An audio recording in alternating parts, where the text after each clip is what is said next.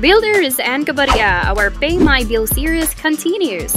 This week, we're diving into how we earn rewards with Privilege Club and use them to cover our electricity and water bills.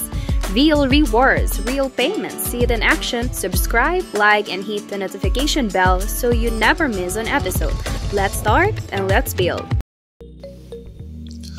What's up mga ka-builders? Another day, another vlog, another Web3 content.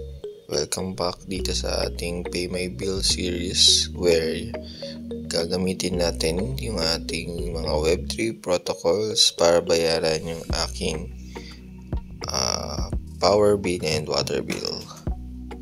So for today's video, kailangan natin mag-withdraw dito sa ating Privilege Club account ng 65 USDT para mabayaran yung aking bills for the month of January 2025. And to do that, kailangan ko lang mag-login dito sa aking Privilege Club account.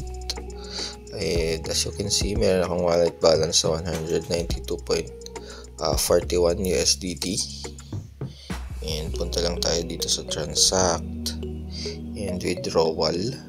And then select coin natin, syempre USDT. And yung receiver address, ito yung ating wallet address sa ating Binance account. And ang total amount natin i-withdraw ay 65 USDT. Click lang natin yung submit. And nga, sinasabi niya na kino-confirm niya kung yung ating withdrawal. Click lang natin tong Binance Smart Chain and then click lang natin itong confirm. And then maghahanap yan ng OTP na isi-send sa ating email address and yung two-factor authentication. So ayan na nga, nakuha na natin yung mga OTPs. So click lang natin yung confirm.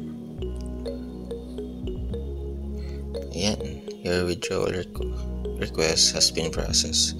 So to check that, ito lang tayo dito sa home and dito sa menu. Punta tayo sa rewards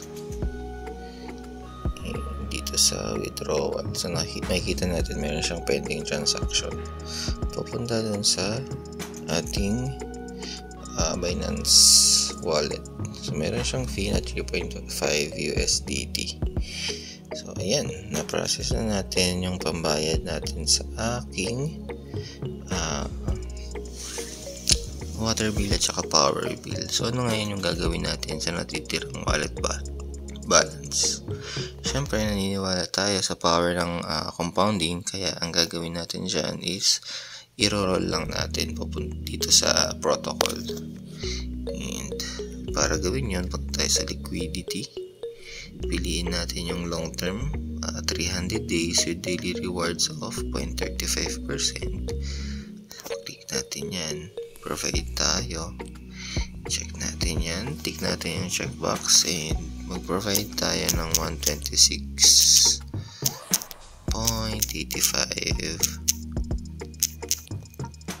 USDT. So, and then click natin yung confirm. Ito yung confirm purchase notification. Check lang natin kung tama. So okay naman. Click natin yung confirm. Then ayan, mapupunta na siya. Kung makita nyo, biglang lumaki yung ating current value.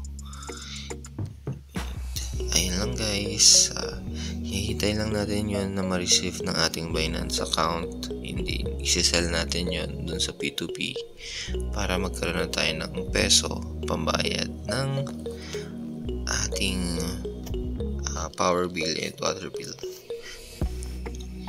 What's up mga ka-builders? Ito nga dumating na sa aking Binance yung winidraw natin sa Privilege Club na 65 USDT. So nabawasan lang siya ng 3.5 USDT para sa fees. And ito na nga, dumating na yung 61.5 USDT. So samahan nyo akong bayaran yung aking power bill and water bills. Let's go!